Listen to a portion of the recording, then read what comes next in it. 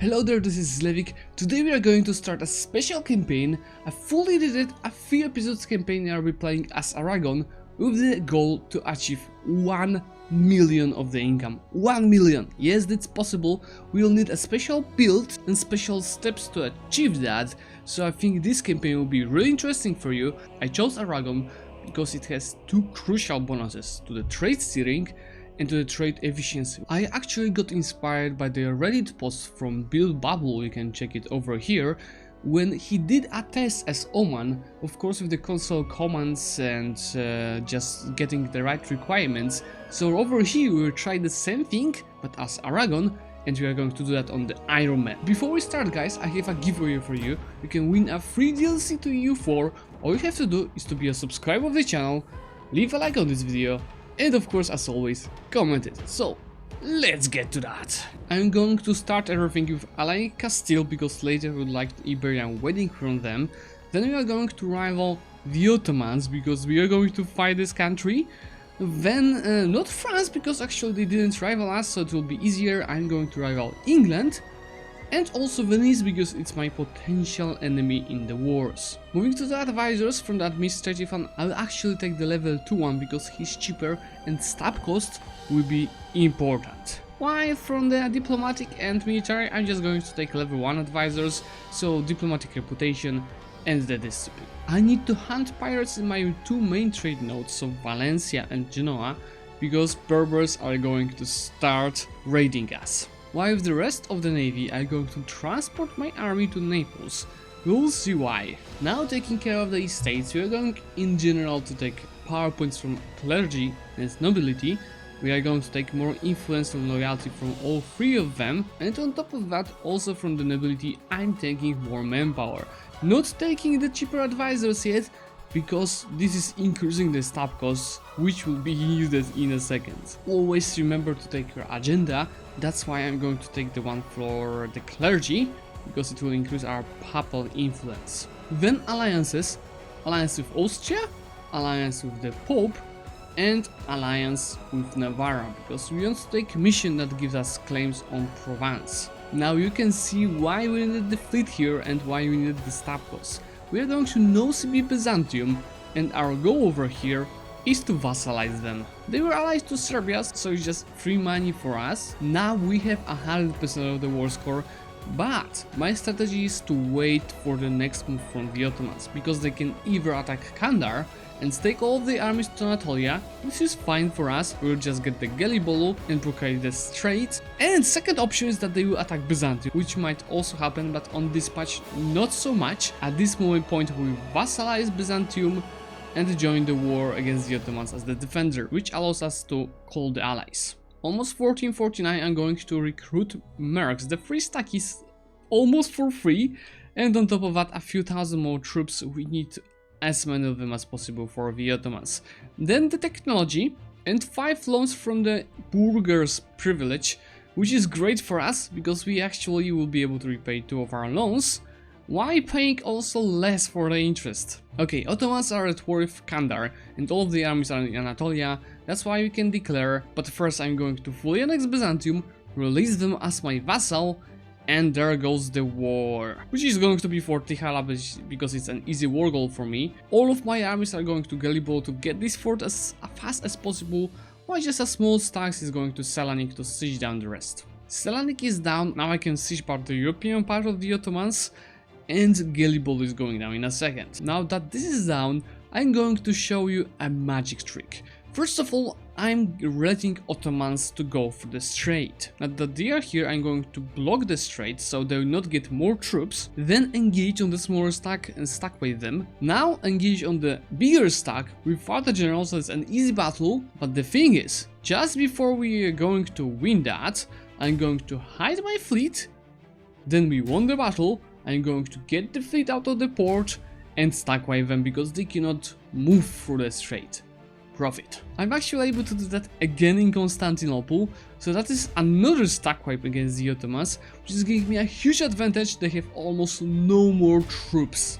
Actually, I forgot I can take a privilege from the nobility that is increasing my diplomatic relations by 2 and also getting liberty desire of the subjects. From the Ottomans, I'm going to take all of the cores of Byzantium, plus Biga to have the straight crossing, all the money, and that's it. We can get out of this, and this is just beautiful. Thanks to that, I can repay all of my loans. Unfortunately, it's still Juan de Trastamara on the Castilian throne. Anyway, I'm going to get rid of my own heir. It's time to get something better. And not so much longer, our Lure died, and I've got a new random one, which is amazing. Of course, the Neapolitan succession. I want to keep Naples, so we're just more disloyal, but I improve relations, so it's fine. So Byzantium has this mission to recover Greece, and he just needs a province of Arta from Epirus. So I'm going to declare on them, just reconquer the province, and I'll also probably get Rhodos at the same time. So give Rhodos to the occupation of Byzantium and fully annex everything. Perfect, now they will be having millions of claims. I was planning to attack Tunis because they don't have any allies, but Mamluks are protecting them as defender of the faith. So I have no other choice as attacking Venice. For the claims of Naples. They don't have many strong allies, and I can call Papal State. There goes the Renaissance finally. I'm going to take some loans to take it because I'm on the cap of my power points, and right now I'm ahead in all of the technologies, and there goes the first idea group. I'm not going with the standard world conquest meta, I'm going for this 1 million income, so the start here is going to be quality ideas. There goes the peace with Venice. I'm going to take all 3 claims of my vassals and tons of money. Now France is allied to the Ottomans, oof, but they're not longer allied to Provence, so I'm going to attack exactly this country. Oh, I'm not going to peace out them yet, I'm going to make them my subjects, but this is way too much of aggressive expansion. Of course, in the meantime, I forgot about cheaper advisors. I'm picking it right now, it will save us some money. Okay, now I think it's the time to make them my vassal, just take money, and I actually joined the war against Savoy. It's free money, plus I'm going to take Nice for Provence, so only great advantages here. The player map looks better and better, it's promising. I think the campaign so far is going nicely, and I don't have that much aggressive expansion. I wanted to attack France, but they are the Ottomans. But if I attack the Ottomans, France will not join because they are at war with Burgundy right now. So there goes the war. I will call Austria and just take Philippe as the war goal. This is a free stack wipe on Philippe, in a second also an Edirne, and I actually got caught my ships that were just hunting pirates. They were attacked, so that's unfortunate, but at least I stack wiped them in Edirne. Now it's time for the carpet siege on the European side and taking down the capital. And if you don't remember how to do a carpet siege, I actually did a guide, you can definitely check that out. Oof, this is going to hurt me, this battle, but I'm going to reinforce that. And we actually are winning this quite easily, and of course I'm going to pull the same tricks. I'm going to let them start running away and then blockade the strait, so this will be a free stack wipe in Constantinople. This is what I would like to take from Ottomans, so all of the claims in Anatolia for Byzantium. They will not accept that. I'll just take one less province and just a little bit of the money. There it goes, now Byzantium is thick, and I actually can take the third quality idea. So thanks to that, right now we are actually the second grid power. So yeah, as for the year 1472, it's more than perfect. I need to keep seizing lands, and right now Crown land is back to 20%. Aggressive expansion is problematic, but I can declare war on Burgundy for the reconquest of the provinces of Provence, which will cost me close to zero aggressive expansion. They are, as you can see, dying from the rebels, but we'll have to get those provinces, and they'll still have some armies. My first perk in Age of Discovery is obviously for the aggressive expansion. This is quite much what I would like to take, so the 2 provinces for the reconquest, and probably tons of the money, that's all, as I achieved cap of admin points and I don't want to take the technology yet. I'll just slightly develop my provinces. On the 3rd tier of guarantee forms, my favorite is rather autonomy change, especially that this is pretty high in our provinces. Okay, there goes the 7th technology, and my second choice in the ideas is diplomatic, which is not part of the build that I want to prepare, but it is part of getting the world conquest. I need at least this idea over here, it will be crucial for my early game, and I can take the first 2 perks ASAP. Okay, well, Burgundy is accepting our peace, this is tons of the money, I am to take it, and thanks to it I can actually repay all of my loans. I'm going to switch for the diplomatic focus, first of all for the idea group, and second of all I'll be probably soon integrating one of my subjects. You know what, after all I'm going to take this 5 lumps again, because I want to invest. This is just 0.5 ducats monthly, and right now I can spend this money for the level 2 advisor, barracks in the province from the mission from the estate, and also some workshops. A Venetian exile. Cheaper advisors are always welcomed, and I don't care about the relations with Venice. Now we can get another diplomat from diplomatic ideas, and this is more manpower to improve relations with the outraged countries. I can seize my land again, and you'll see long term what is the goal of doing all of this. This will be really interesting to show you. Now it's time to start the war with Genoa. I want to get as much trade as possible on this trade node, so later I'll move my trade over here. Also a little bit of the money from the ally Cyprus, and there goes the war. This is not that much of a expansion. I think it's a high time for the war with France. They still have more troops than me, but I have quality ideas, which should be my advantage at this point. So I'm going to declare the war also for the conquests to save aggressive expansion, and Austria is going actually to help me. Now he's coming with over 50,000 troops at me. I'm not sure if I'm going to win that, but I'm going to try my best. So I'll get half of this army just to get the combat with, and then I'll reinforce with the others. Yeah, it doesn't look very promising, but at least he's overstacking, so there is my chance.